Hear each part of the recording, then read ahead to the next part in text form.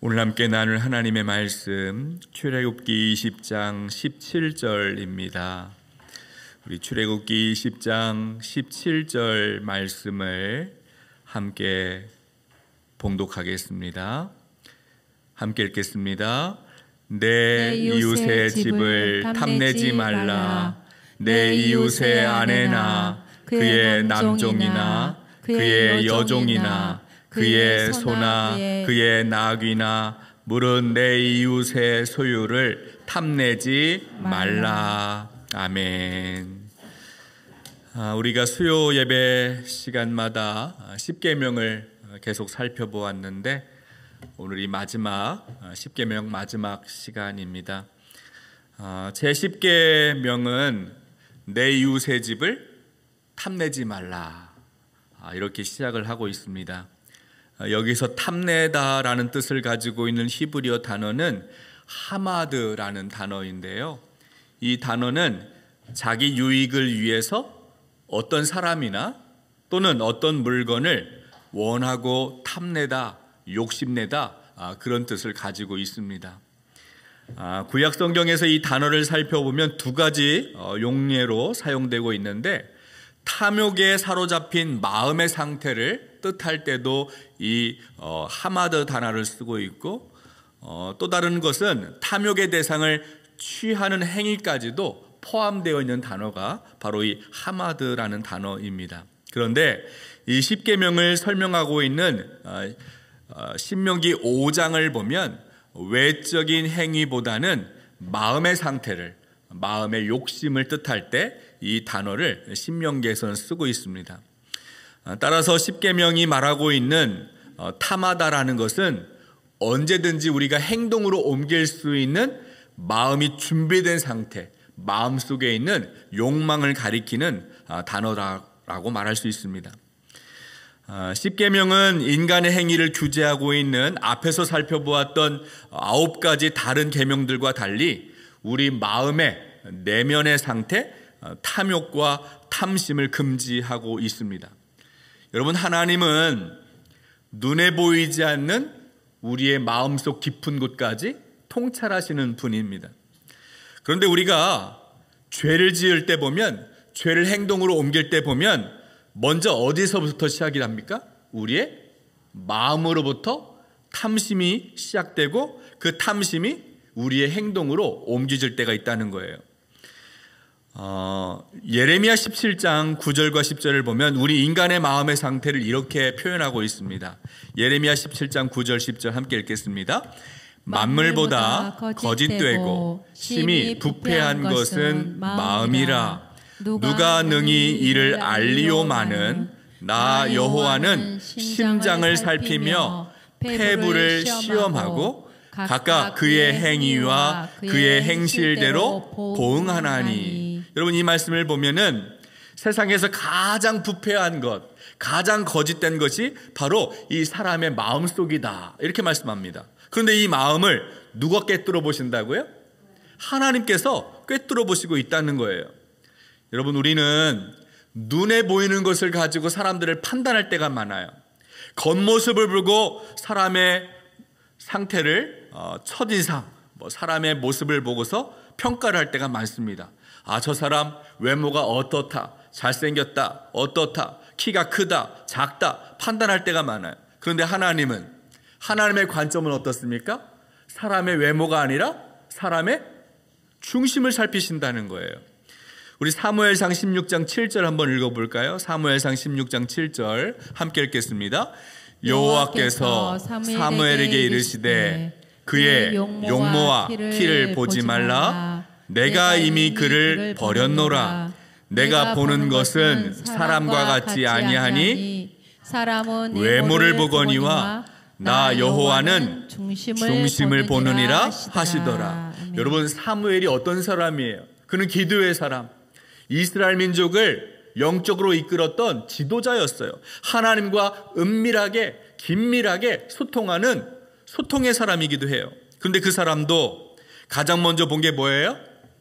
사람의 외모부터 봤다는 거예요. 키가 크다, 작다. 그런데 하나님은 중심을 보십니다. 중심을 보신 하나님이 사무엘에게 말씀하시잖아요. 사람의 용모나 키를 보지 마라.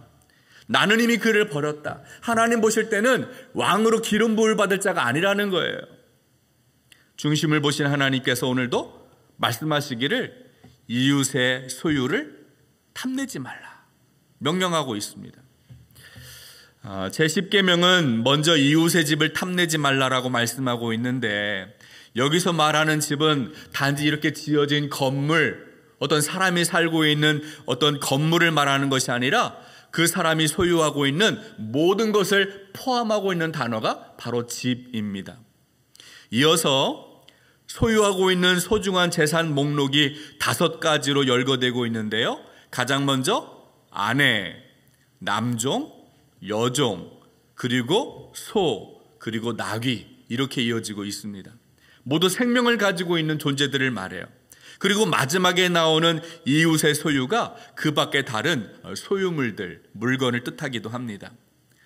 따라서 10계명은 내 소유가 아니라 다른 사람에게 속하여 있는 모든 일체의 것들을 욕심을 품고 탐내서는 안 된다라고 우리가 이해할 수 있습니다. 구약 성경이 기록되었던 시대는 남성 중심의 가부장적인 사회였어요. 그래서 그 시대마다 사람들의 생각이 이 성경에 반영되어 있는데, 이웃의 소유 목록에 보면은 제일 먼저 나오는 게 아내가 있잖아요. 아내가 마치 어떤 남자의 소유물처럼 기록되고 있어서 듣는 사람에 따라서 불편하고 불쾌할 수도 있어요. 그런데 신명기를 보면은 소유의 목록이 다르게 표현되어 있습니다. 여기에는 이웃의 아내를 먼저 기록한 다음에 그 다음에 소유 목록을 언급하고 있습니다. 우리 신명기 5장 21절 말씀 한번 같이 읽어보겠습니다. 내 이웃의 아내를 탐내지 말지니라. 내 이웃의 집이나 그의 밭이나 그의 남종이나 그의 여종이나 그의 소나 그의 나귀나 내 이웃의 모든 소유를 탐내지 말지니라. 10계명에서 가장 먼저 나오는 것이 신명기에서는 이웃의 아내를 탐내지 말라 이렇게 말하고 있습니다. 여러분, 왜 10계명은 아내를 탐내지 말라 이렇게 이야기할까요? 왜 그렇게 이야기할까요? 여기서 말하는 의미는 아내가 가장 소중한 존재라는 것을 뜻하고 있어요. 전도서를 보면 아내는 하나님이 우리에게 주시는 선물인데, 남편도 서로 바꿔서 생각하면 마찬가지입니다. 평생 수고한 대가로 하나님이 주시는 몫이다 이렇게 표현되어 있어요. 하나님이 남편이 평생 수고해야 할 것을 아시고 미리 다 계산해서 가불해서 주시는 선물이 아내라는 거예요. 전도서 9장 9절을 한번 같이 읽어볼까요? 전도서 9장 9절 함께 읽겠습니다. 내 헛된 평생의 모든 날 곧 하나님이 해 아래에서 내게 주신 모든 헛된 날에 내가 사랑하는 아내와 함께 즐겁게 살지어다. 그것이 내가 평생에 해 아래에서 수고하고 얻은 내 몫이니라. 아내는 어떤 존재입니까? 남편이 평생 수고해서 얻을 그 몫으로 하나님이 미리 주시는 선물이라는 거예요. 따라서 아내는 남편은 아내를 소중하게 여기고, 하나님이 내게 주신 선물이다 귀하게 여기고, 다른 사람의 아내를, 다른 사람의 남편을 탐내서는 안 된다는 거예요. 나에게 꼭 필요한 사람을 주셨다라고 믿고 그렇게 감사히 여겨야 한다는 것입니다. 신약 성경에서는 이 탐내다라고 번역한 단어를 보니까요, 헬라어 플레오넥시아라는 단어를 쓰고 있습니다. 이 단어 안에는 더 많이 갖는 것, 탐욕을 뜻하는 단어로 설명하고 있어요. 로마 시대 사람들은 탐욕이라는 것을 아주 혐오스럽게 생각을 했다고 해요. 그래서 탐욕을 소유에 대한 저주스러운 사랑, 또 남의 것을 갖고 싶어하는 유독한 욕망, 이렇게 표현하고 있습니다. 탐욕은 타락한 욕망을 말합니다. 자기에게 있는 것을 누리고 즐거워하기보다는 내가 갖지 못한 것, 그것을 가지려고 하는 욕망을 뜻하는 것이 바로 탐욕이에요. 여러분, 탐욕은 어떻습니까? 아무리 많이 가져도 채워지지 않는 욕망을 말해요. 내게 필요한 것이 있어서 그걸 샀는데 다른 사람하고 비교해서 그 사람이 있는 것이 내게 없으면 또 그것을 갖고 싶어하고 또 그것을 갖고 싶어하고. 그래서 어떤 사람은 뉴스에 보면은 막 신발이 막 100켤레, 1000켤레 막 쌓여 있고 가방이 막 쌓여 있고, 여러분 그걸 다 평소 쓰지도 못하는데 계속해서 바꿔가면서 내게 없는 것, 다른 사람에게 있는 것을 계속해서 이렇게 모은다라는 거예요. 탐욕인 거죠. 내게 있는 것에 감사하지 못하고 만족할 줄 모르고 내게 없는 것에 불평하고 원망하는 마음의 상태가 바로 탐욕인 것입니다. 그래서 예수님은 탐욕을 물리쳐라, 탐심을 물리쳐라 말씀합니다. 누가복음 12장을 보면 어떤 사람이 예수님에게 찾아옵니다. 그러면서 말하기를 자기 형에게 말해서 유산을 좀 나눠달라고 그렇게 예수님에게 부탁을 합니다. 그때 예수님이 말씀하셨어요. 누가복음 12장 15절 함께 말씀 읽어봅니다. 그들에게 이르시되 삼가 모든 탐심을 물리치라. 사람의 생명이 그 소유에 넉넉한 데 있지 아니하니라 하시고, 모든 탐심을 물리쳐라. 사람의 생명은 아무리 많이 가진다고 해서, 아무리 많이 소유한다고 해서 생명이 더 풍요로워지는 것이 아니다라고 말씀하고 있어요. 여러분, 예수님이 그에게 이런 말씀을, 이런 비유를 말씀하시면서 이어서 비유를 한 가지 말씀하셨는데요. 어리석은 부자농부 이야기죠. 우리가 잘 알고 있는 부자농부 이야기를 합니다. 이 한 부자가 한 해 소출이 많았습니다. 너무 많아서 더 이상 쌓아둘 공간이 없는 거예요. 그러면서 마음으로 생각하죠. 더 큰 창고를 지어서 거기에 곡식도 물건도 다 보관한 다음에 이제 남은 인생은 편안하게 쉬자, 먹고 마시고 즐거워하자, 이렇게 그가 속으로 말했다는 거예요. 그런데 하나님이 그날 밤 부자 농부에게 뭐라고 말씀하셨어요? 어리석은 사람아, 오늘 밤에 너의 영혼을 내가 찾으리니 지금까지 네가 쌓아놓고 보관한 것들이 누구 것이 되겠느냐. 하나님이 그렇게 물으신다는 거예요. 여러분, 이 부자 농부는 지금 뭘 모르고 있는 거예요? 창고에 가득 쌓아놓은 곡식과 물건이 다 자기 것으로 생각하는 거예요. 내 창고에 보관했으니까 내 것이다, 이렇게 생각하고 그것을 즐기려고 생각을 했다라는 거예요. 그런데 그가 가지고 있는 것이 자기의 생명을 지켜주었습니까? 그가 쌓아놓은 물건이 그의 생명을 더 연장시켜 주었습니까? 그렇지 못하다라는 것이죠. 하나님이 그의 생명을 부르시는 그날 밤에 그가 가지고 있는 모든 것은 주인이 바뀌게 되는 거예요. 여러분, 이 사실을 모르게 되면 이 인생을 어리석게 살아가는 거예요. 제10계명은 인간의 탐욕을 금지하고 있습니다. 이 계명에서 탐욕을 금지하는 이유는 탐욕이야말로 모든 죄의 시작이고 모든 불의한 행동의 뿌리가 되기 때문에 그렇습니다. 모든 죄의 출발이 바로 우리 마음속에서 탐심을 가지고 다른 사람의 것을 탐내는 것으로부터 시작이 된다는 거예요. 제10계명은 우리가 앞에서 살펴보았던 9가지의 계명들을 범하게 만드는 생각과 감정을 금지하고 있는 계명이기도 합니다. 그래서 이 계명은 10계명 전체를 온전히 수행하기 위해서는 겉으로 드러나는 이 행동 이전에 먼저 뭘부터 지켜야 되는 거예요? 우리의 마음부터. 우리 마음에서 탐심이 싹트지 않도록, 우리 마음에서 다른 사람 것을 탐내는 마음이 시작되지 않도록 그것을 지켜야 한다는 거예요. 마음에서 시작되는 탐욕을 물리지 못하면 다른 9가지의 계명을 지키지 못하는 행동으로 이어지기 때문에 그렇습니다. 반대로 마음의 탐욕, 탐심을 다스리게 되면 나머지 9가지 계명도 지킬 수 있게 된다는 것이죠. 여러분, 우리는 세상에서 다른 사람과 비교할 때가 많이 있어요.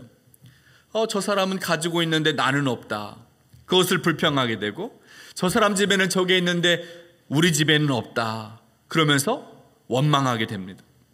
이미 내게 있는 것들, 내가 소유한 것들에 감사하고 하나님 앞에 그것을 즐기며 살기보다는 다른 사람하고 끊임없이 비교하면서 상대적인 박탈감을 느끼게 되는 거예요.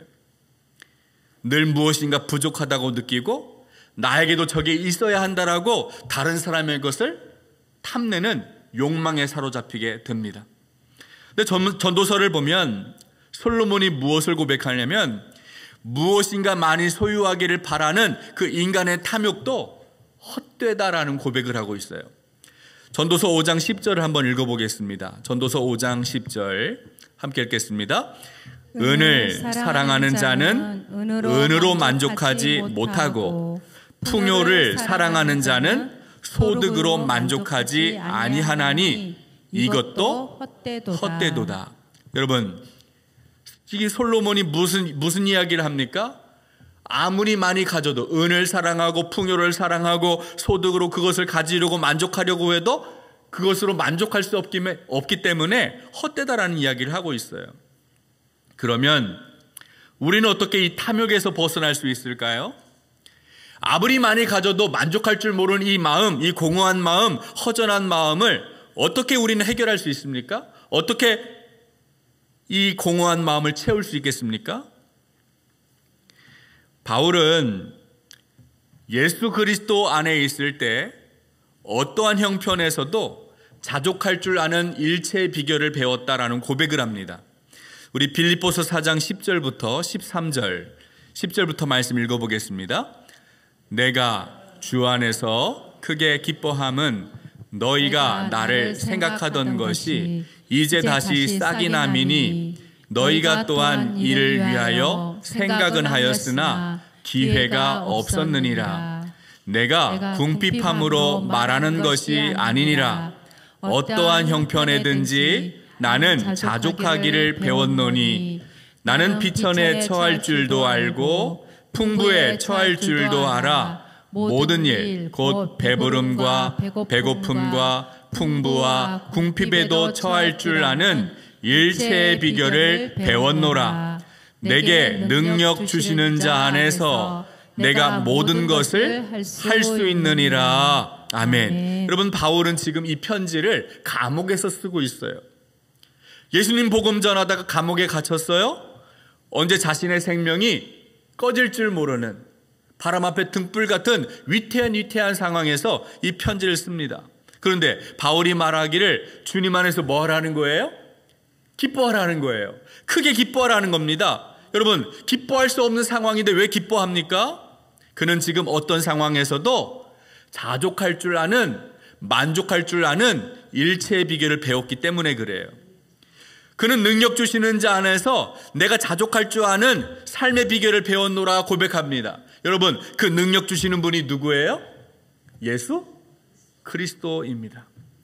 예수 그리스도 안에서 자족의 비결을 배울 때 나의 삶이 풍요롭든 빈곤하든 가난하든 부하든 어떤 형편에서도 감사할 수 있는 삶의 비결이 있고 삶의 의미를 발견할 수 있는 지혜가 생긴 게 된다라는 거예요.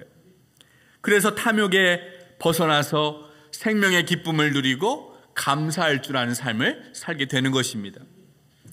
바울은 디모데에게 목회를 가르치면서 이런 권면을 합니다. 우리 디모데전서 6장 6절부터 10절까지의 말씀 한번 읽어봅니다. 6절부터 함께 읽겠습니다. 그러나 자족하는 마음이 있으면 경건은 큰 이익이 되느니라. 우리가 세상에 아무것도 가지고 온 것이 없음에 또한 아무것도 가지지 못하리니 우리가 먹을 것과 입을 것이 있은즉 족한 줄로 알 것이니라. 부하려 하는 자들은 시험과 올무와 여러 가지 어리석고 해로운 욕심에 떨어지나니 곧 사람으로 파멸과 멸망에 빠지게 하는 것이라. 돈을 사랑함이 일만 악의 뿌리가 되나니 이것을 탐내는 자들은 미혹을 받아 믿음에서 떠나 많은 근심으로써 자기를 찔렀도다. 바울이 지금 디모데에게 목회를 가르칩니다. 편지를 통해 목회를 가르치는데 자족하는 마음이 있으면 경건에 도움이 된다는 거예요. 큰 이익이 된다는 거예요. 반대로 소유한 것에 만족하지 못하면 탐욕에 사로잡히면 파멸과 멸망에 빠지게 되고 미혹을 받아서 결국에는 믿음을 떠나게 된다. 이렇게 경고하고 있습니다. 사랑하는 여러분, 오늘 우리가 제10계명 내 이웃의 집을 탐내지 말라라는 말씀을 나누고 있어요. 다른 사람의 것을 탐내지 않으려면 어떻게 해야 됩니까? 먼저 내게 주신 것을 감사할 줄 알아야 합니다. 내게 있는 것이 내가 스스로 요렇게 해서 얻어진 것이 아니라 하나님의 선물임을 알아야 해요. 하나님이 잠시 맡겨주신 하나님의 것임을 깨달아야 합니다. 그것을 잠시 맡아 관리하고 있는 내가 청직이라는 사실을 우리는 고백해야 합니다. 세상에서 무엇을 가져도 채울 수 없는 그 공허한 마음, 그 마음의 빈자리를 그리스도가 메워주실 때, 그리스도가 중심이 되어주실 때, 그리스도가 나의 삶을 다스리실 때, 그때 비로소 우리는 탐심에서 벗어날 수가 있어요. 오늘 바울의 고백처럼 내가 예수 그리스도 안에 있을 때 어떠한 형편에 있어도 자족할 줄 아는 일체의 비결을 배웠다. 이 고백이 우리의 고백이 될 수 있습니다. 하나님이 우리에게 허락해 주신 그 삶에 감사할 줄 알고 모든 상황, 어떤 환경에서도 자족의 비결을 배우는 여러분이 되시기를 주님의 이름으로 축복합니다. 하나님 아버지, 우리에게 허락해 주신 소중한 일상을 감사드립니다. 나에게 주어진 것이 하나님의 소중한 선물임을 깨닫게 하여 주시고 다른 사람과 비교하지 않고 이웃의 것을 탐내지 않게 하여 주옵소서. 세상에 어떤 것을 다 가져도 만족할 수 없는 우리의 공허한 마음 가운데 만왕의 왕이신 만유의 주이신 주님께서 임재하여 주시고 다스려 주셔서 탐욕에서 벗어나게 하여 주옵소서. 사도 바울의 고백이 우리의 고백이 되게 하여 주셔서 어떠한 형편에서도 자족할 줄 아는 삶의 비결을 배울 수 있도록 은혜 허락하여 주옵소서. 이제는 우리 주 예수 그리스도의 크신 은혜와 하나님의 놀라우신 사랑과 성령의 감화감동 충만하신 역사가 이웃의 것을 탐내지 않고 내게 허락해 주신 것에 감사하며 살아가기로 다짐하고 결단하는 우리 중앙성결교회 모든 가족 위에 지금부터 영원토록 함께하여 주시기를 간절히 축원하옵나이다. 아멘. 아멘.